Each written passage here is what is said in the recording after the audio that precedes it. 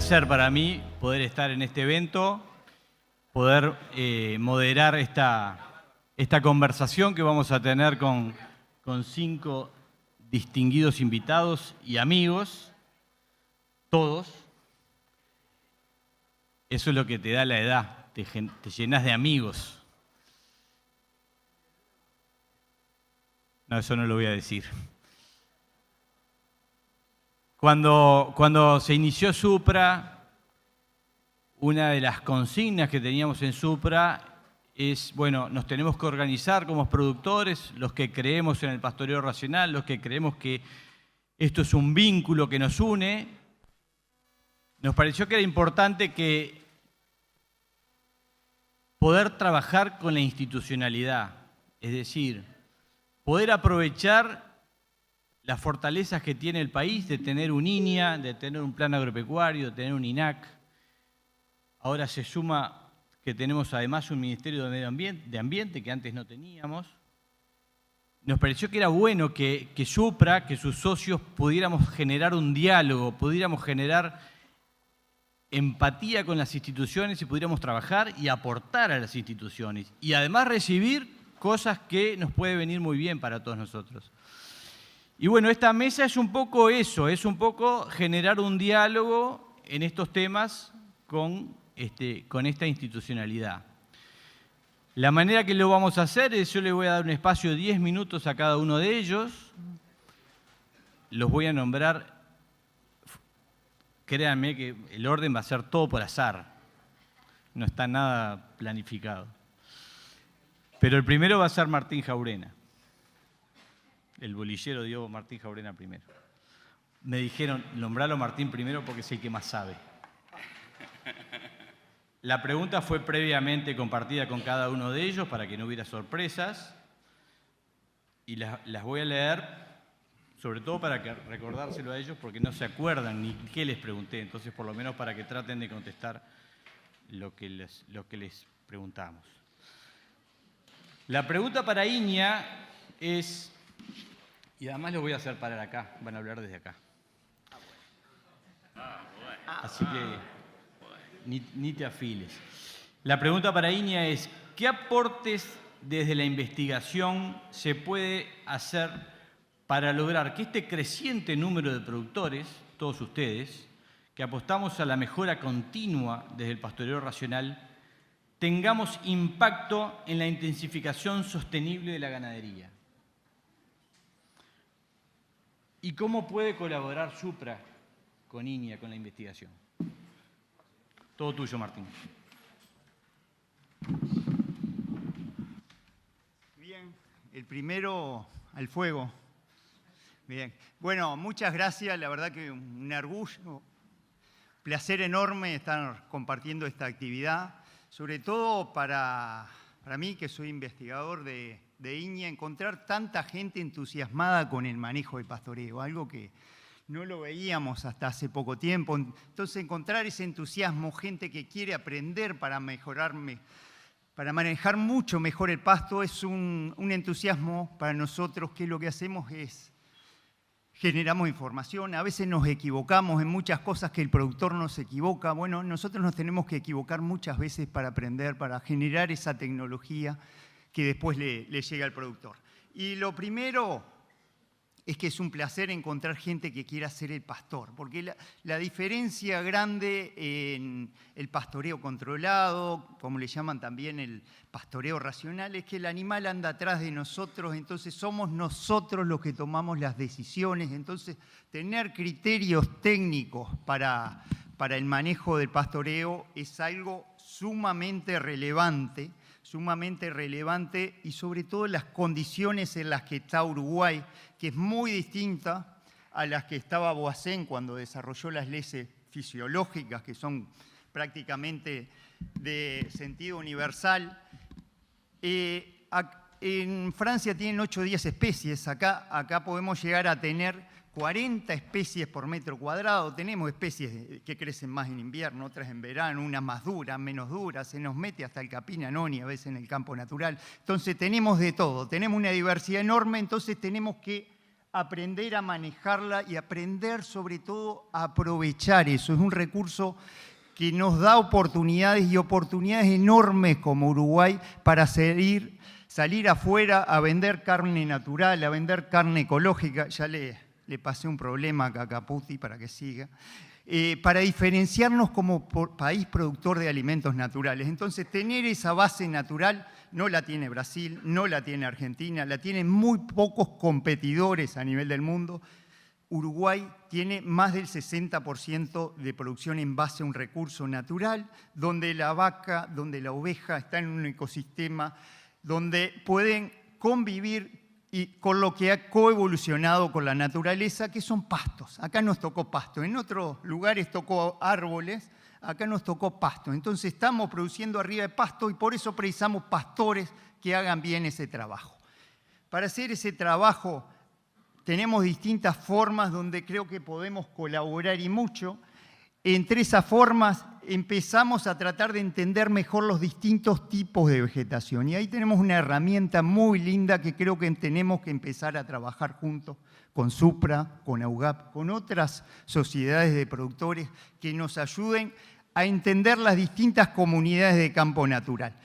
El campo natural lo llamamos y decimos uno solo. Tenemos un campo, pero ese campo de repente lo podemos dividir en 6, 8 tipos de campo distintos y entonces estamos ahí con 6, 8 cartas distintas. Lo que antes decíamos que era una opción sola para manejarnos, ahora tenemos distintas opciones. Entonces, empezar a entender ese campo, a clasificarlo, es el punto número 1 para después poder hacer subdivisiones, porque en la medida que lo clasificamos podemos establecer distintos sistemas de pastoreo rotativo en cada uno. Lo principal es separar los distintos campos y ahí aplicarle los sistemas de pastoreo.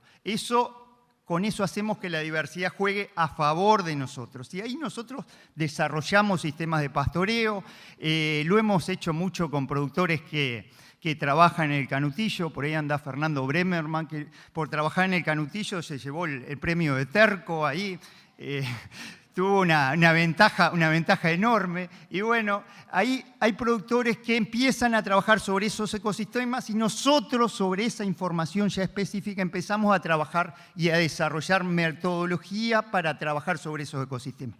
Ahí tenemos desarrollado una aplicación que nos permite trabajar e identificar comunidades. Es algo que lo hemos desarrollado también con un técnico de INTA Argentina que estuvo trabajando con nosotros y se llama Martín Durante, que es algo que tenemos para trabajar y para empezar a difundir juntos. Primero, cómo empezar a clasificar los campos y después cómo empezar a trabajar en sistemas de pastoreo en los distintos tipos de campo que tengo adentro de un campo natural.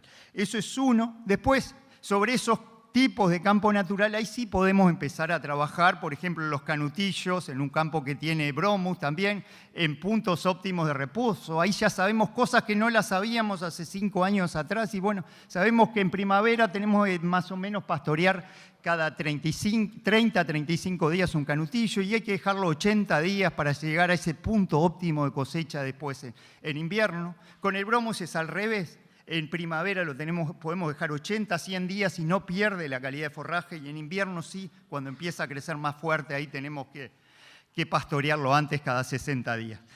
Pues hay otra tecnología que estamos trabajando y que empezamos a desarrollar conocimiento, que son los bancos de forraje. Podemos tener sistemas de pastoreo, pero esos sistemas de pastoreo precisan ajustes internos. Precisamos también, el sistema no es solo una parte del sistema, sino que precisamos otras herramientas que ayuden a tener mejor diseño del pastoreo en el predio. Entonces, tener áreas diferidas, poder diseñar las áreas para diferir, es una herramienta que va a hacer que los sistemas funcionen y que funcionen mejor, porque el sistema de pastoreo va a funcionar más o menos según el clima ayude, y todos ahora saben que venimos saliendo de una sequía, y bueno, pero un sistema de pastoreo que está montado con 50 potreros, con 40, pero que también tiene un banco de forraje al lado, que dejamos un campo diferido, que es una forma distinta de ajustar la carga. Tenemos un banco de forraje en un lugar que tenemos una comunidad que puede diferirse mucho forraje. Entonces, esa es otra forma que ahí tenemos ya coeficientes, tenemos formas de hacerlo de trabajo, tenemos algunas tecnologías que estamos trabajando en conjunto con Marcelo Pereira, con el Plan Agropecuario,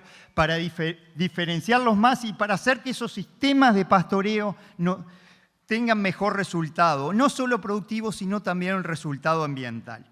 Y lo último, que pasa a ser ya casi una novedad, es que después de muchos años, mucho tiempo de planeamiento, en Iña empezamos un experimento de pastoreo, algo que se discutió mucho, que tuvimos muchos problemas en la instalación. Bueno, ahora en enero instalamos un experimento de sistemas de pastoreo, está ubicado en Glencoe, sobre suelos de basalto, en pastoreo mixto, donde vamos a comparar 3 sistemas, un sistema con 2 potreros que se asemeja al pastoreo continuo tradicional, un sistema de 8 potreros donde los cambios son casi semanales y después a un sistema de 32 potreros con pastoreo casi diario. Ahí lo que vamos a comparar es la intensidad de pastoreo, ahí todas las parcelas se clasificaron por comunidad y ahí creo que tenemos una herramienta muy, pero muy linda para seguirlas entre todos y para ver la importancia del sistema de pastoreo, cómo se van tomando las decisiones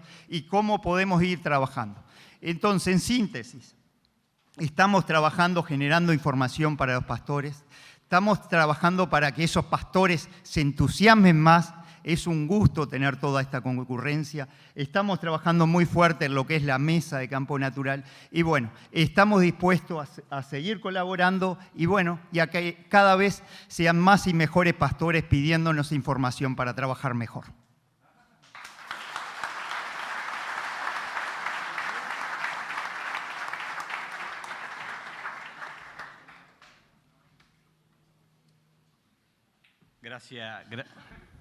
Gracias, Martín. La verdad que yo dije, yo después tendré que hacer una síntesis, pero la hizo él, no se precisa hacer más síntesis. Y además debe tener una computadora en la cabeza porque fue 10 minutos exacto. La verdad que un crack. Le vamos a dar ahora el turno a Marcelo Pereira.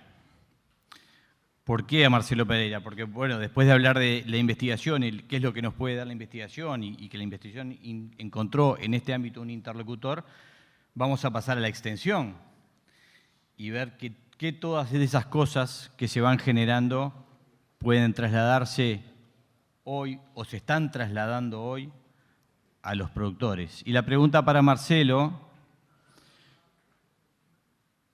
con quien tengo confianza, entonces dije, te voy a hacer la más difícil de todas. Ahora la tengo que encontrar. Dice, el plan agropecuario. Olvídate que yo soy el presidente del plan agropecuario.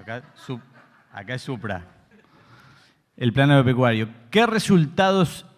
Bueno, ustedes saben que Supra, el plan agropecuario tiene un proyecto con Iña que se llama Gestión del Pasto. Muchos de ustedes lo saben. Y tenemos, creo que hay 11 socios de Supra que son laboratorios de ese proyecto Gestión del Pasto. Por lo tanto, Supra está como institución muy involucrada en ese proyecto.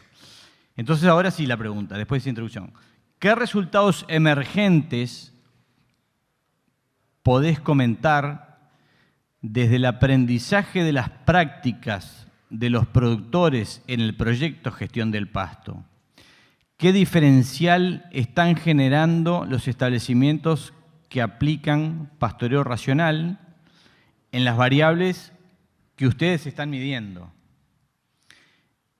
Y en esa prédica permanente que las instituciones y tú en particular tenés de que hay que trabajar con más pasto. ¿Se entendió?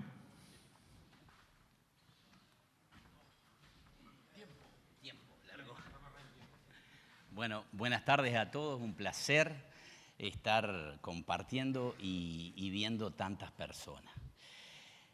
La naturaleza es sabia. El Uruguay es de origen pastoril y no fue como es ahora.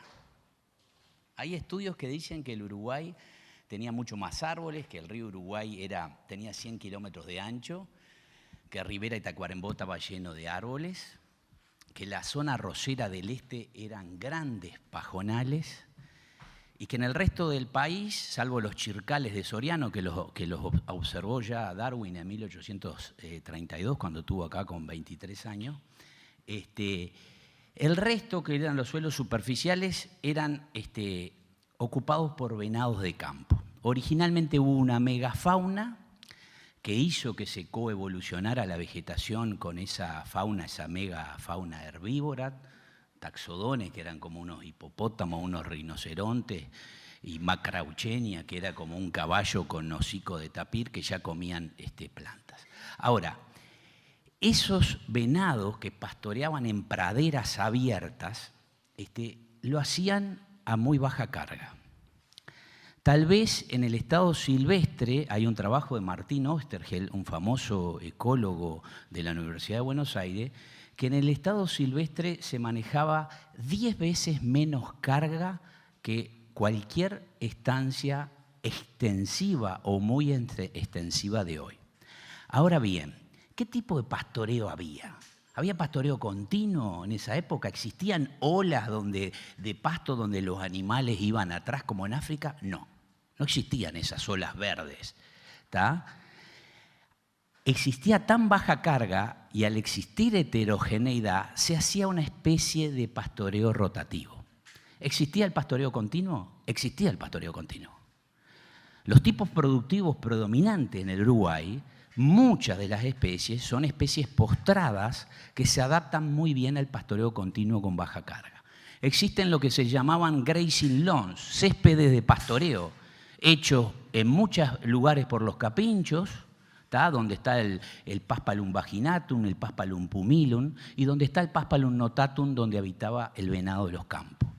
Ahora, había grandes reservas de pasto cuando ocurrían sequía, y ahí estaba el este del país, estaba toda esa vegetación de pasto que estaba debajo de los árboles. Entonces, había un poco de todo. Ahora, lo que sí existía era un mecanismo fino, estricto e insalvable de ajuste de carga.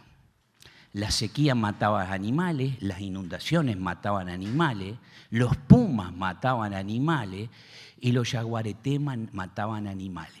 Un mecanismo fino y estricto de ajuste de carga.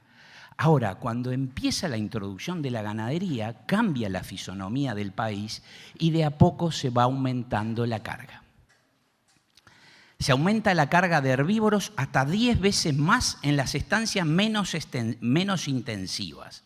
Entonces, ahí donde empieza a jugar un rol importante los sistemas de pastoreo. En el proyecto Gestión del Pasto encontramos 5 variables emergentes importantes que hacen a la buena gestión del pasto. Uno, el clásico infraestructura, donde se destaca el agua y la sombra. Sí, será cosa importante. Y por supuesto que las subdivisiones. La segunda variable, y hoy habló Baraya de eso y me encantó, es lo que nosotros le llamamos modulación de la producción. Y él lo decía que los establecimientos se tienen que parecer a un proceso industrial donde existan protocolos. Esa modulación de producción son, por ejemplo, los módulos de alta producción forrajera, que en nuestro caso son las paraderas, son los mejoramientos en cobertura y que en la naturaleza eran los céspedes de pastoreo. Los céspedes de pastoreo son los famosos peladales donde se concentra el ganado vacuno y come, y come, y come. Dice, ¿por qué prefiere el peladal? Y porque por unidad de pasto hay mayor cantidad de nutrientes. Por eso prefieren esos lugares. Y esos lugares se adaptan al pastoreo continuo. Ahora, nuestros módulos de alta producción se adaptan muy bien a los pastoreos controlados. La otra variable que aparece importante en el proyecto Gestión del Pasto es el método de pastoreo. Y lo dicen los productores, no lo digo yo, no es porque produzcan más, es porque simplifican la tarea enormemente y en un contexto de mano de obra escasa pasa a ser algo muy importante y en segundo término es un mecanismo indirecto de la estimación del pasto que tenemos y eso es algo muy importante. Otra variable es la suplementación y finalmente aparecen los sistemas de monitoreo. Es importante tener un sistema de monitoreo Y eso se asemeja al mecanismo fino y estricto de ajuste de carga. Cualquier sistema de pastoreo, si no tiene un sistema fino y estricto de ajuste de carga, es como dicen los paisanos, vamos a dar con los burros en el agua. ¿Tá? Y eso es así, guste o no guste. Entonces, los sistemas de pastoreos controlados, como los que presenciamos hoy, que tanto se habló, tienen un rol muy importante cuando se da un proceso de intensificación, porque la suplementación, si bien es un fenómeno muy usado, la suplementación, si no va acompañado de un sistema de pastoreo con descanso, es el mecanismo más eficiente y seguro de degradar las pasturas naturales. Entonces, estas 5 variables son las que estamos encontrando, ¿tá?, que hacen a que se pueda lograr una mejor gestión del pasto. Ahora, el sistema de pastoreo colabora y el sistema de monitoreo es un complemento perfecto. Es decir, saber cuándo tenemos que ajustar la carga, cuánto pasto tenemos y otras cosas más. Porque no solamente de pasto se vive, sino que se vive del negocio agropecuario, donde hay que monitorear cómo nos va, cómo está el clima, y tener sistema de monitoreo prospectivo, es decir, que nos permitan entrar en el futuro y saber cómo nos va a ir. Así que bueno, lo felicito y muchísimas gracias.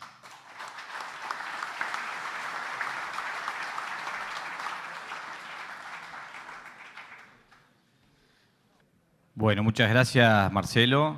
Te ganaste un punto bonus porque te sobraron 3 minutos.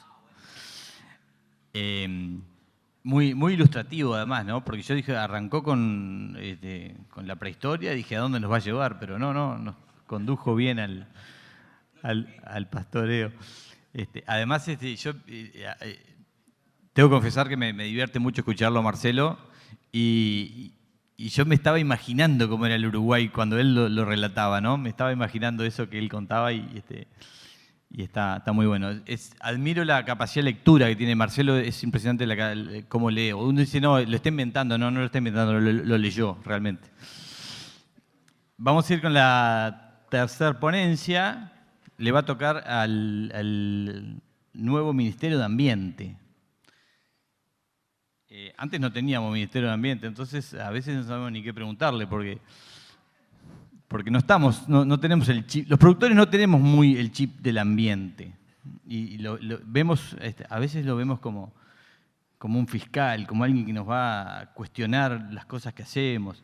Yo creo que tenemos que mirarlo al revés, tenemos que mirarlo con una actitud positiva de decir, bueno, por suerte ahora tenemos un Ministerio de Ambiente que en realidad nos va a ayudar a que nuestra producción sea cada vez más, no sé, sustentable, sostenible. Hoy quedé medio entreverado con cuál era lo más correcto, pero me parece que cualquiera de las dos nos lleva para el mismo lado. Y la pregunta para Gerardo Hevia es, el pastoreo racional apunta a una ganadería que interpreta y respeta leyes biológicas, como son las 4 leyes de Voisin tan nombradas todo el día. ¿Cómo se ve desde el Ministerio de Ambiente y desde la Dirección de Biodiversidad que dirige Gerardo Hevia, que es un ámbito nuevo para los productores? Bueno, ¿cómo se ven los impactos de estas prácticas, de estos sistemas, en 3 aspectos que hoy nos competen a todos, que son la dinámica del carbono, el agua y la biodiversidad?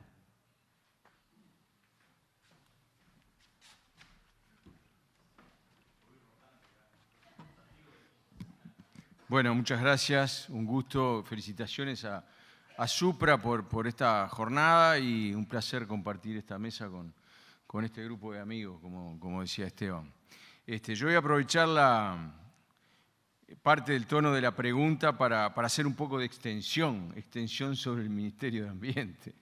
que como decía Esteban, es una institución recientemente creada por la Ley de Urgente Consideración y que reúne en esta nueva institución, ministerio, 4 áreas de acción que estaban repartidas en distintas funciones del Estado y tienen que ver con 4 dimensiones que vamos a ver, que tienen que ver con mucho de lo que estamos hablando hoy acá.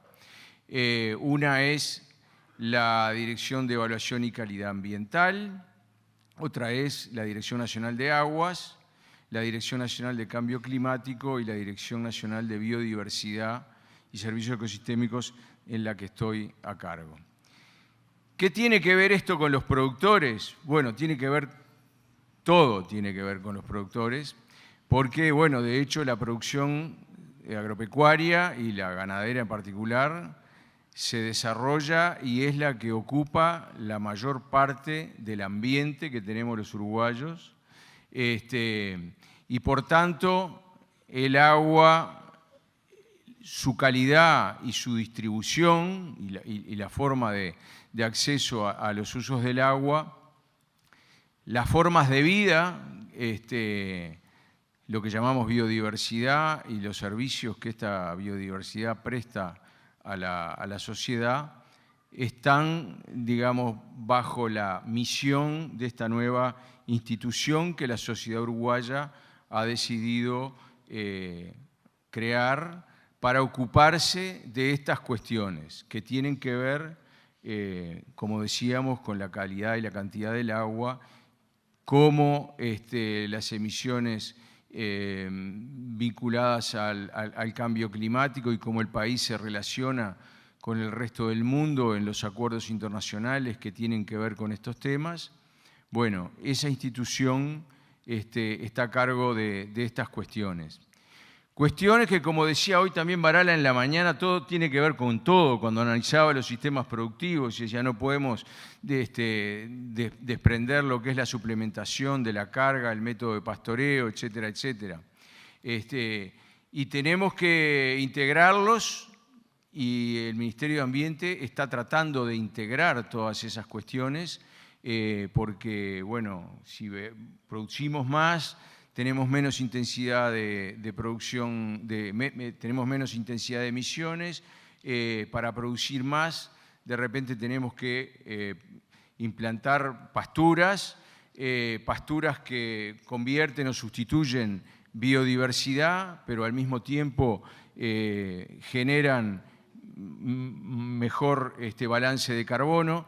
Por lo tanto, tenemos una cantidad de intercambios o trade-off entre las formas que tiene la producción y los efectos que ésta tienen sobre el ambiente. Y es la visión del Ministerio de Ambiente, del nuevo Ministerio de Ambiente, es integrar estas cuestiones. Y una cosa importante que también me parece bueno señalar es que tradicionalmente el Ministerio de Ambiente, que se crea ahora, pero que tiene una trayectoria desde el año 93 y que estaba recogida en lo que era la Dirección Nacional de Medio Ambiente, tenía una historia bastante focalizada en una dimensión ambiental que tenía que ver con el control de emisiones de las industrias, el control de emisiones al agua, control de emisión a la industria frigorífica, control de emisiones después de corrales.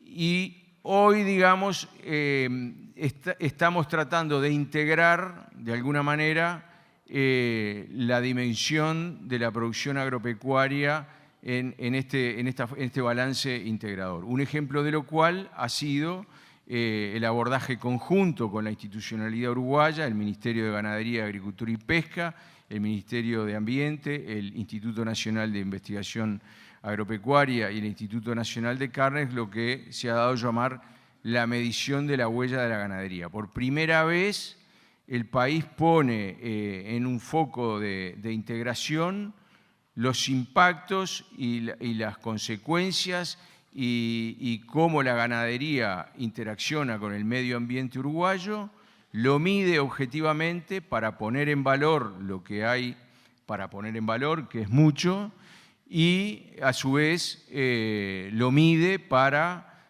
poder gestionar las cuestiones que hay que mejorar en términos ambientales de la ganadería uruguaya.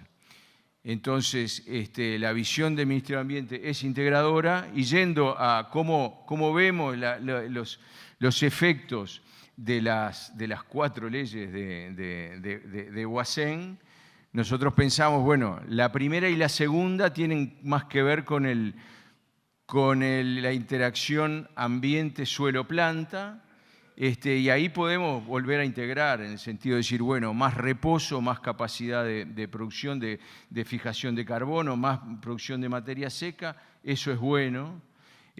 Más tiempo, espacio entre retorno, la segunda ley, tiene que ver con preservar la planta, la biodiversidad, darle más chances a evitar la degradación, entonces eso para nosotros es bueno. Y las otras 2 leyes que tienen que ver más con el rendimiento y con la sostenibilidad socioeconómica, también tienen un reflejo en lo ambiental, porque mejor calidad, más eficiencia de producción, menos intensidad de emisiones. Pero bueno, no voy a entrar en los detalles, muchos de los cuales ya han sido explicitados acá. Lo que nosotros decimos es, y ya para terminar, la visión del Ministerio de Ambiente es de una ganadería que afortunadamente no es como algún decano que me ha tocado participar en alguna mesa, me suele decir: no queremos que esto sea el Serengeti, no queremos, el Ministerio de Ambiente no pretende que esto sea un Serengeti, como dice, sino más bien estamos convencidos de que la conservación de la biodiversidad, y especialmente del campo natural, que es el ecosistema emblemático por excelencia que representa nuestra biodiversidad, va a ser y va a existir y va a permanecer esa biodiversidad con pastoreo. Necesariamente necesitamos el pastoreo. Entonces necesitamos un sistema sustentable de pastoreo, y si el pastoreo racional aporta a eso a través de sus 4 leyes, para nosotros es algo que merece la pena impulsarse. Como decía un amigo común argentino, que hemos puesto nosotros también arriba de la mesa, nosotros creemos que en Uruguay una vaca custodia 1 hectárea de biodiversidad, porque una vaca pastoreando sosteniblemente y preferentemente sobre campo natural custodia la biodiversidad frente a otros usos del suelo que podrían sustituirla. Pero bueno, y la integración de la dimensión socioeconómica en eso es importante, porque para hablar de sostenibilidad tenemos que hablar del hombre en esa interacción. Así que esa es nuestra visión de la cosa. Gracias.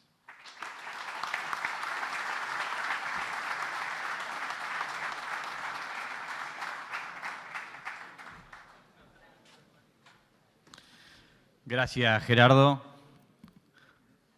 Yo estoy seguro que si yo les preguntara a todos los asistentes cuántos de ustedes quieren que le midamos la huella ambiental en sus establecimientos, estoy seguro que muchos levantarían la mano. No me animo a preguntar, pero estoy seguro que muchos levantarían la mano.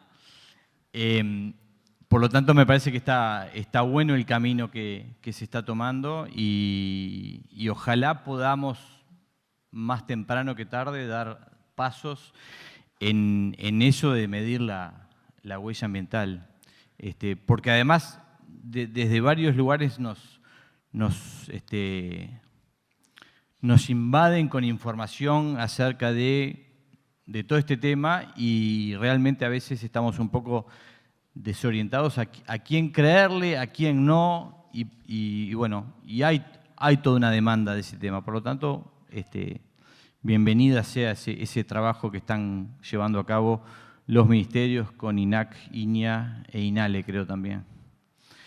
El 4.º lugar se lo vamos a dar. Dijeron, ¿por qué está la industria mezclada con la institucionalidad? Y bueno, porque nos puso la carne al mediodía, claramente. Y de noche también. Y mañana también. Así que hay sobradas razones para que la industria estuviera acá con nosotros. Pero además Marcelo Cabrera, al cual también conocemos hace tiempo y sabemos que la empresa para la cual él trabaja está también trabajando todos estos temas, se nos ocurrió que podíamos hacerle alguna pregunta que podía ser de interés. ¿Qué fortalezas ve Minerva, la empresa en la cual tú representás, en la cadena cárnica uruguaya, en los sistemas de producción a pasto de Uruguay, sin deforestación, con más del 60% de pasturas naturales, cuidando el agua, las emisiones de carbono, la biodiversidad y el bienestar animal? ¿Qué cerca estamos de que esto se transforme en valor?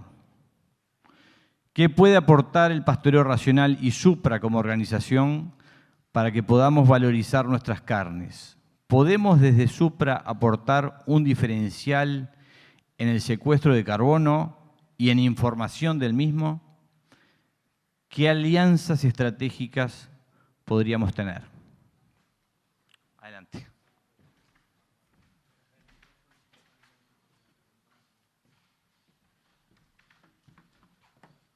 Bueno, primero que nada, buenas tardes a todos. Agradecer nuestra posibilidad de participar acá, agradecer la posibilidad de compartir con todo este panel, con amigos como Esteban, como Martín. Para nosotros es un placer poder participar en este tipo de actividades. Es un orgullo poder participar, ver que venimos a una actividad de este tipo y vemos esta cantidad de gente enfocada en este mismo concepto que es el pastoreo racional, la conservación. ¿Cómo vemos desde Minerva? Nosotros desde Minerva, mirando la carne, vemos que América Latina es la región del mundo que va a estar puesta para aportar la carne a la demanda del mundo. Y desde América Latina tenemos competidores muy grandes como es Brasil, países muy grandes como es Paraguay en crecimiento, y que nosotros, si bien siendo chicos, tenemos la posibilidad de abarcar ese nicho. Todos los que han hablado acá hasta ahora, lo que han hecho es simplemente hacérmela mucho más fácil, porque nosotros venimos trabajando en esto y pensamos que en el objetivo que están todos ustedes acá es en diferenciarnos. El mundo quiere comprar carne, pero cada vez más quieren comprar la carne, pero quieren saber qué hay atrás de esa carne. A nadie en el mundo le sirve hoy comprar una carne y que yo se la ponga con la huella de carbono medida o con la huella de carbono neutralizada sin saber cómo se hizo eso. Se terminó. Cada vez que nosotros vamos a presentar eso nos dicen, contame la historia de cómo eso se está haciendo para atrás, porque producir carne no es lavarse la conciencia con una huella de carbono neutra. Es pensar un poco más en cómo se está haciendo y hoy el mundo está mirando eso. Entonces, Uruguay está enfocado a atender esos nichos. Nosotros vemos que tanto la biodiversidad y el campo natural nos permiten a nosotros tener un ganado producido 100% a pasto. Es difícil en la región, con climas más tropicales, que ellos puedan realmente producir un ganado 100% pastoril. Nosotros, con la diversidad de especies que tenemos, podemos producirlo y podemos mostrarlo, que pueden venir y ver todo el año nuestras vacas comiendo más o menos, pero siempre comiendo pasto verde, siempre seleccionando, siempre logrando calidad y siempre ganando de peso. Y eso es una herramienta que para mí Supra está bien enfocada en eso. Hay otro tema que lo hablamos menos o me parece que le damos menos importancia y cada vez que viene un cliente es lo primero que nos pregunta. Y ayer en otra charla que estuvo me gustó mucho saber que estaban pensando en un sello de no a la deforestación. Nosotros no deforestamos. A la inversa de deforestar, los montes nuestros están creciendo. Y cuando nosotros pensamos en no deforestar, pensamos en una huella de carbono que es mucho más baja contra nuestros competidores, porque ellos tienen el karma de la deforestación en su huella de carbono. Entonces tenemos otro punto más que también es una fortaleza, la no deforestación en conjunto con su huella de carbono. Y después lo que es bienestar animal es algo que ya no está ni en tela de juicio. Nosotros, ni siquiera yo estaba en la industria, pero en un principio los clientes venían a la planta y lo único que querían ver era qué carnes iban a llevar, cómo era la carne. Hoy en día lo primero que hacen es contame cómo se produce, mostrame cómo se produce, mostrame qué hace quien lo produce, mostrame cómo ese animal se trata en la planta y después vamos a ver el corte de carne. Pero hay todo un enfoque global que hoy a nosotros nos da una gran diferenciación con el animal criado a pasto, con el animal a cielo abierto, con la posibilidad que tenemos desde que nace el ternero a que desembarque en novillo, poder hacer 100% a pasto. Entonces me parece que tenemos una enorme cantidad de oportunidades en ese sentido que nosotros las estamos apoyando. Después, que cerca estamos de que se transforme en valor, que puede aportar Supra a generar valor en sus carnes. El mundo quiere comer eso.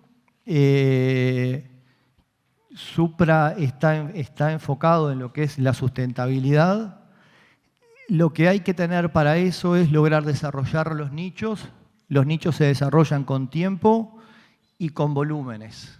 Entonces, la forma, sin duda que estamos cada vez más cerca de eso.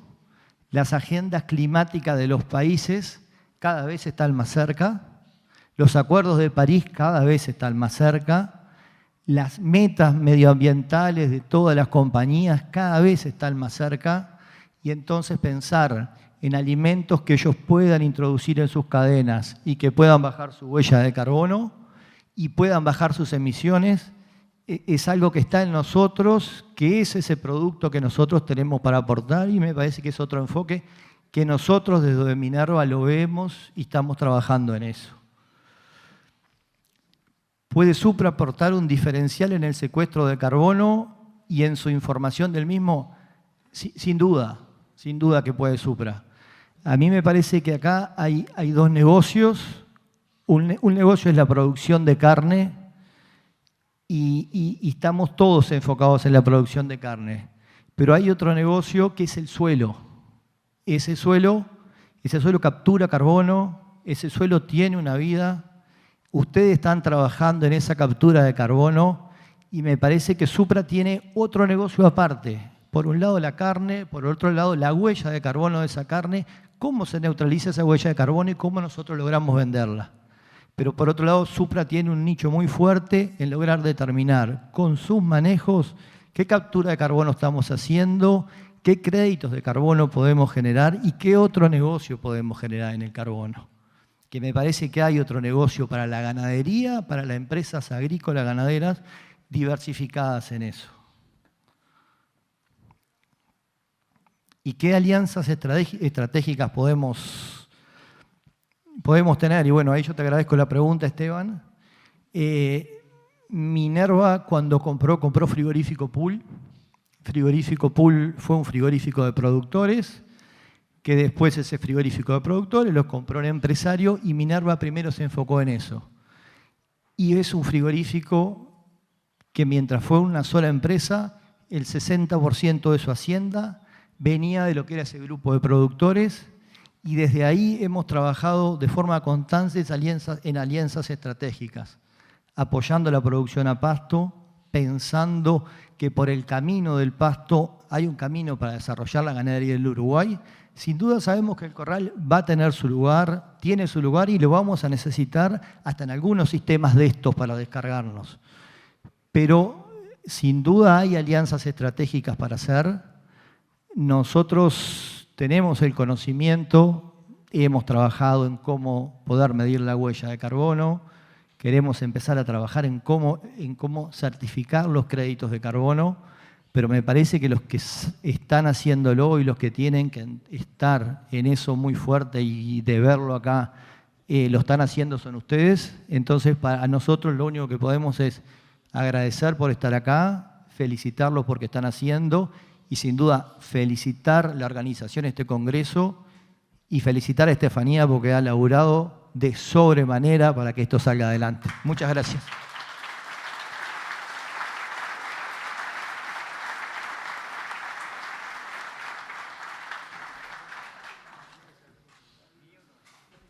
Gracias, Marcelo. Mientras Marcelo ahora hablaba, yo estaba pensando en el hilo conductor que tienen las distintas exposiciones, porque arrancamos, Martín hablaba del pastor, después Marcelo desarrolló algunas de las bondades de los productores con los cuales a él le toca trabajar y en esas distintas emergentes que está sacando. Y ahora Marcelo hablaba de la información. Y yo decía, bueno, pero en Supra tenemos una base de productores que una de las cosas que podemos capitalizar, están siendo buenos gestores de lo que estamos haciendo, es tener más información. ¿Y cuánto valor puede tener eso de futuro?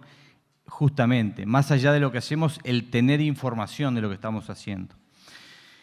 Y para eso voy a convocar como último exponente, porque además me pidió que quería ser el último, porque dice que, bueno, todos lo conocen, es medio showman y es muy difícil hablar después de Pablo Caputi. Entonces, él me pidió ser el último, pero yo aproveché, porque además me parece, ahora que está cerca de jubilarse, que podía ser un buen cierre a todo este tema.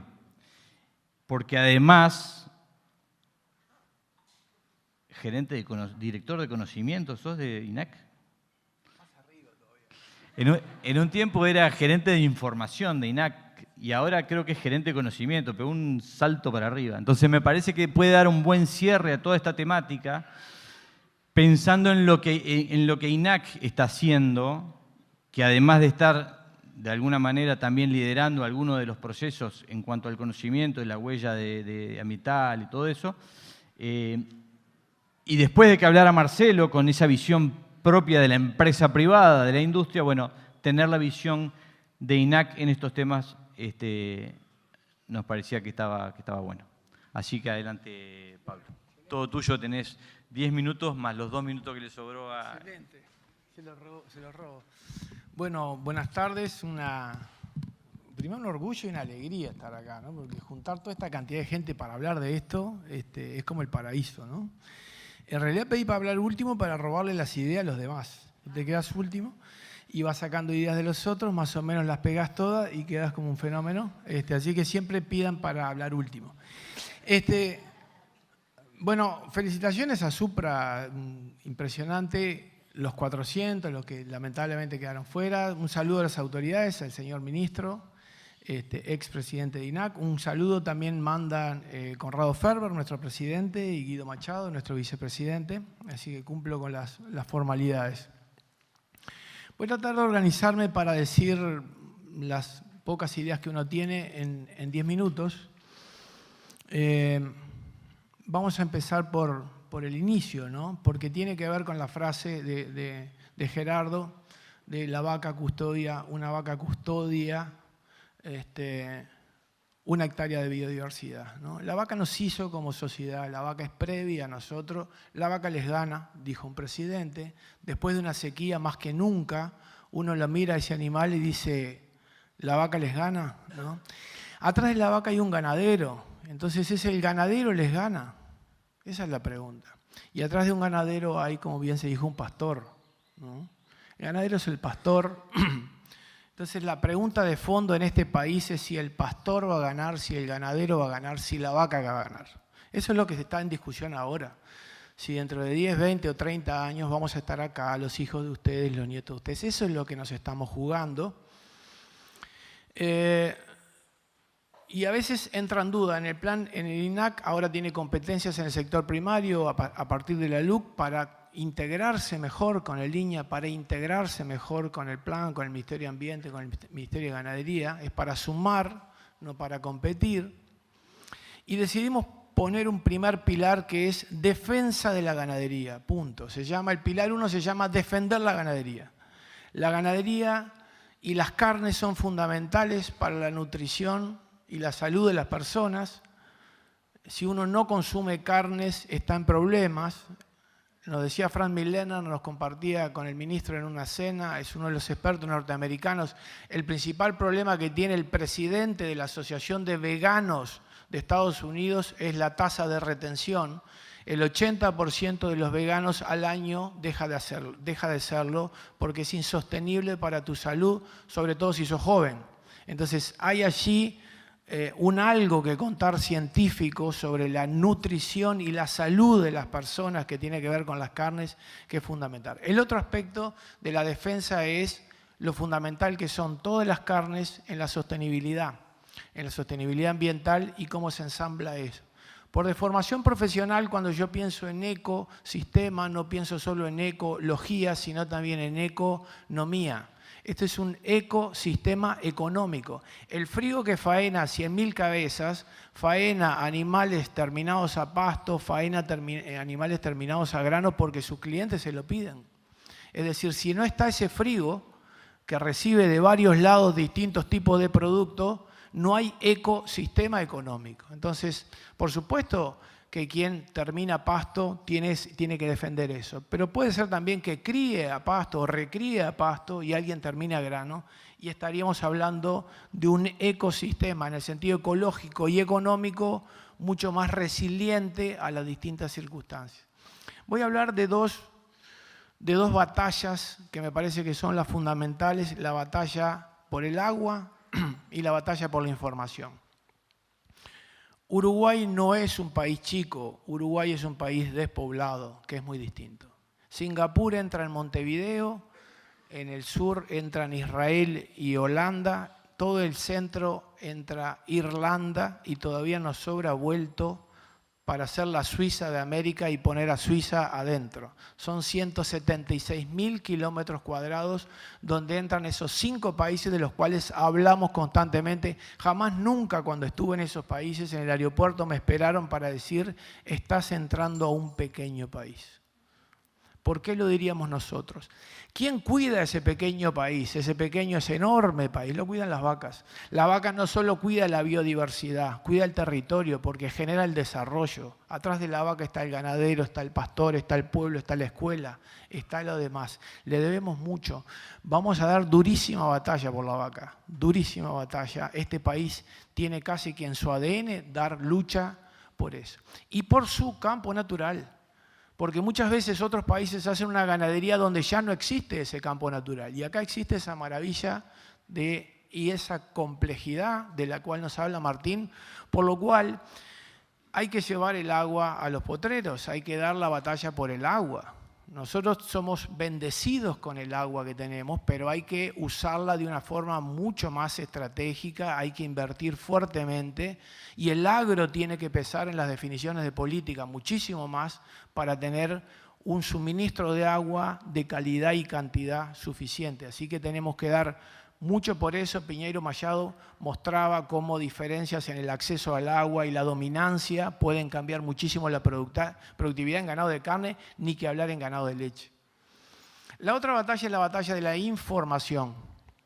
El INAC tiene el sitio del ganadero, por favor vayan, vean, pregunten, hemos hecho mucha fuerza por eso, ganaderos más desarrollados, más fuertes, más potentes, mejor conectados, son la principal garantía de que esta cadena va a seguir adelante. Si está la base, la industria viene, la industria invierte, pero si no está esa base, a esa industria se le hace más difícil llegar a un país.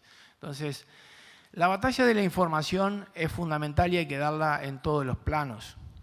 En el 2015 con Jorge Acosta, el gerente de información, yo ahora soy gerente de estrategia, invento cosas para que no se den cuenta y me permitan llegar al final de mi carrera más o menos con cierta decencia. Estamos en Australia, estuvimos en el MLA, en el stand del MLA, y le dijimos, queremos ver cuál es tu app y cómo te comunicas con los ganaderos. Estábamos en Armidale, en Rockhampton, disculpen, que es la rural de ellos cada 3 años, en Rockhampton 2015. Nos trajimos esa idea, empezamos a trabajarla y hoy es esa maravilla que Jorge y Nicolás están mostrando. Y le digo a Jorge, deberíamos volver a Australia y decirle, mirá, estamos en este nivel, estamos haciendo este tipo de cosas. Ahí está la información del ganadero más importante. Pero esa información también tenemos que trasladarla a la ciudad. En el día de hoy es noticia en Holanda, yo lo mencioné porque es un país que a mí me interesa muchísimo. Los farmers, los agricultores en Holanda, tirando estiércol sobre los edificios públicos y sobre la policía. Porque en el mismo 2015 que estábamos en Rockhampton, fue la COP21, la COP de París. Y esa COP21, en algunos países se leyó como hay que bajar un 50% el rebaño de vacas. Y ahí los holandeses en el 2018 hicieron el primer tractorazo y bloquearon las ciudades. Bueno, después bajaron a hay que bajar el 30% el rebaño y bloquearon nuevamente las ciudades. Y ahora hay legislación europea muy fuerte y ya no les queda más nada que ir y directamente tirar estiércol sobre los edificios públicos. Si nosotros no damos la lucha hoy, si nosotros no hacemos las cosas hoy bien hechas, en 5, en 10 años, las ciudades de nuestro país va a estar ahí porque tenemos un tema de identidad que a veces nuestros jóvenes se marean un poco. Yo creo que sería fantástico que Supra, entre sus actividades de extensión, convocar a jóvenes de las ciudades, si son veganos mejor, para que conozcan realmente su país, para que conozcan la ganadería, para que conozcan lo que es, y van a ver que ahí van a tener resultados fantásticos, porque mucha gente, muchos jóvenes que no conocen dicen, pero esto no es lo que yo me imaginaba. No, no es lo que te imaginabas. Es una cosa muy distinta y muchísimo mejor de lo que te imaginabas. Y quizás si cortamos eso ahora, dentro de 10 años no tenemos que estar lamentando otros problemas. Termino ya la última, debe estar repasado Esteban, con lo siguiente. Piñero Mallado decía, en el futuro, una visión de él, ¿no? Y le debemos mucho a él, a su papá. En el futuro va a haber dos carnes, la carne más de laboratorio y la carne más industrial, sustitutos vegetales o cultivo de células. Yo creo que no, claramente esas acciones de esas empresas se pulverizaron porque no son sostenibles en muchos sentidos. Y hablaba, y el resto será Voisin. Bueno, es una visión un poco extrema, pero yo pienso lo siguiente. Nosotros en el INAC nos gusta ver las carnes como si fueran colores, una paleta de colores, un espectro de colores. Cuando Ford hizo la Forte negra y le dijeron, che, ¿qué te parece si hacemos un segundo color? Ford dijo, ¿para qué? Con negro es suficiente, ¿no? Bueno, la competencia hizo uno azul, después hizo esto y hizo lo otro y Ford se quedó. Entonces, nosotros en INAC nos gusta ver las carnes como opciones que tienen los consumidores. Y la gran pregunta sería, esta carne que producen a ustedes, en ese arco iris, en ese espectro de colores, ¿qué color es? ¿Qué me da?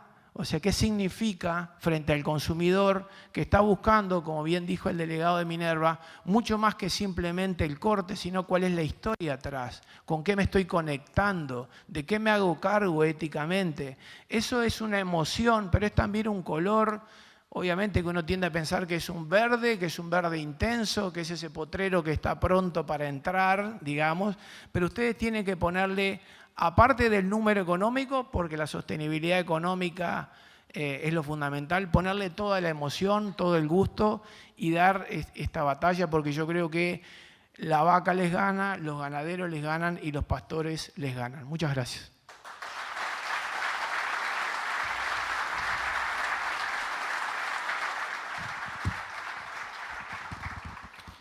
Bueno, muchas gracias, Pablo. Yo sabía que vos ibas a no solo cumplir con el tiempo, sino además dar un lindo mensaje. Bueno, esto es un poco el final. En realidad nos encantaría hacer una segunda ronda, pero realmente somos conscientes de que el tiempo es ajustado en este tipo de actividades y por lo tanto tenemos que darle un cierre. Primero agradecerles a las instituciones.